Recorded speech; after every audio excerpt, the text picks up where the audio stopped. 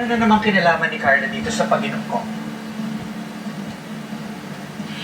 Akala mo ba hindi ko napapansin? Simula nang pumunta tayo sa restaurant niya, you seem bothered or worried about something or someone. Umamin ka nga sa akin. Si Carla ba ang tunay na nanay ni Bianca?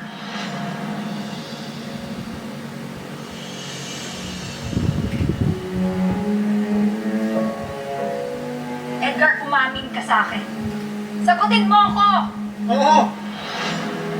Si Carla ang tunay na nanay ni Bianca. Bianca? Ayop ka! Tinuring ko na ba ang tunay na anak si Bianca? Dahil mahal kita. At alam kong hindi kita mabibigyan ng anak. Pero para papasukin siya dito sa pamamahay natin, na wala akong kamalay-malay sa ugnayan mo, niloko mo ko! See?